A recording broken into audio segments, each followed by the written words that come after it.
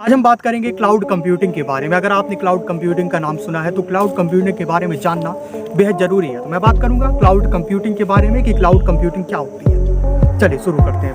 पहला पॉइंट ये है कि आप ये जो वीडियो देख रहे हैं, शायद यूट्यूब पे देख रहे हैं या फेसबुक पे, क्लाउड कंप्यूटिंग का एक उदाहरण है। आपका प्लेटफॉर्म क्लाउड कंप्यूटिंग का एक उदाहरण है। यूट्यूब क्लाउड कंप्यूटिंग का एक उदाहरण है। ठीक है, क्लाउड कंप्यूटिंग क्या होती है? देखिए, क्लाउड कंप्यूटिंग के अंतर्गत आपका डेटा इंटरनेट पे रहता है और आप उसे कहीं से भी एक्सेस कर पाते हैं।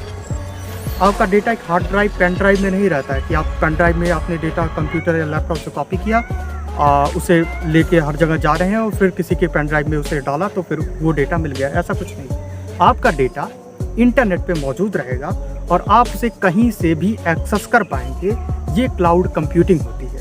आपका डेटा क्लाउड पे है, क्लाउड होस्ट पे है, एक सर्वर पे है, एक डेटा सेंटर में मौजूद है। यूट्यूब या फेसबुक का उदाहरण मैंने क्यों दिया? देखिए, ये वीडियो जो आप देख रहे हैं ये कहीं एक डेटा सेंटर में किसी SSD में मौजूद है और जब आप वीडियो प्ले करते हैं तो ये SSD में जो मेरा ये वीडियो है उससे कनेक्ट हो जाता है और आप इसे प्ले कर पाते हैं, आप इसे देख पाते हैं। हमेशा ट्रैवल करता है, घूमता रहता है, सेम गूगल ड्राइव की तरह। गूगल ड्राइव में आपने अपना डेटा डाला, आप उसे किसी को भी शेयर कर सकते हैं, किसी को भी दे सकते हैं, वो कोई एडिट कर सकता है डेटा को, उसे देख सकता है। क्लाउड कंप्यूटिंग का एक महान उदाहरण है।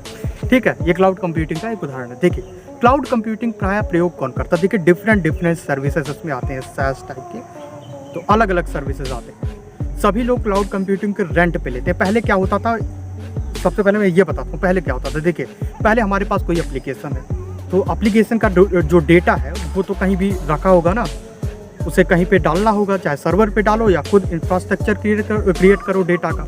तो प्रायः क्या होता था कि प्रायः हम कोई एप्लीकेशन या सॉफ्टवेयर रन कर रहे हैं तो उसे रन करने के लिए हमें अपना खुद का डेटा सेंटर बनाना पड़ता था, यानी छोटा डेटा सेंटर जिसमें हम एप्लीकेशन को मैनेज कर पाएँ, एप्लीकेशन के डेटा को अपने हार्ड ड्राइव SSD से जोड़ पाएँ और उसे इंटरनेट पे लाइव कर पाएँ। तो इस तरीके का इंफ्रास्ट्रक्चर बनाना पड़ता था, लेकिन ये काफ़ी इसके डिसएडवांटेज थे और काफ़ी माइनस पॉइंट थे। देखिए, क्या होता था कि आपका डेटा हमेशा स्केल अप करना पड़ता था। मान लीजिए आपका डेटा, आपका जो कंप्यूटर है वो 25,000 विजिटर ही सह पाएगा आपके एप्लीकेशन पे। अगर मान लीजिए किसी महीने में 40,000 विजिटर आपके एप्लीकेशन में आते हैं तो डेटा लॉस्ट हो जाएगा और उसके लिए आपको एक नया हार्ड ड्राइव SSD सेटअप करना पड़ेगा, उसी में जुड़ना पड़ेगा। तो इसमें काफ़ी पैसे खर्च होते थे।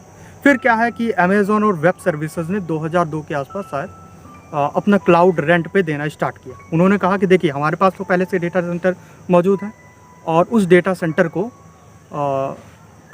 अमेज़ॉन और गूगल क्लाउड ने रेंट पे देना स्टार्ट किया। तो जिसको भी एप्लीकेशन या सॉफ्टवेयर मैनेज करने के लिए एक हार्ड ड्राइव SSD, उदाहरण दे रहा हूँ, हार्ड ड्राइव SSD से क्लाउड स्टोरेज कहते हैं, क्लाउड स्टोरेज की ज़रूरत थी, वो अमेज़ॉन और गूगल से बाई कर लेता था। This is the cloud computing. ये क्लाउड कंप्यूटिंग ऐसे ही काम करता है। प्रायः मेरी website ratnakarjsp.com, ebookbazaar.com, dgplrpro.com, digitalbundle.store, WP987.store, ये सारी वेबसाइट्स हैं। मैं काफ़ी लोगों की वेबसाइट बनाता भी हूँ। तो उनकी वेबसाइट क्या है? उनकी वेबसाइट क्लाउड पे स्टोर है। हमने एक होस्टिंग ख़रीदा है और उसका डेटा होस्टिंग पे मौजूद है और वो आपस में कनेक्टेड है। तो इसी तरीके से क्लाउड कंप्यूटिंग काम करता है। जैसे कि आपको अगर डेटा जैसे कि गूगल ड्राइव में आपको 15 GB स्पेस मिला है, आप गूगल ड्राइव से कह के 100 GB स्पेस ले सकते हैं। उसमें ऑप्शन है, जाएंगे 100 GB का स्पेस लेने तो आपको 6-7 हज़ार रुपये एक साल के लिए देने पड़ेंगे। आपको 100 GB का स्टोरेज मिल जाएगा, आपका 100 GB का SSD बुक हो जाएगा गूगल के डेटा सेंटर में। धन्यवाद।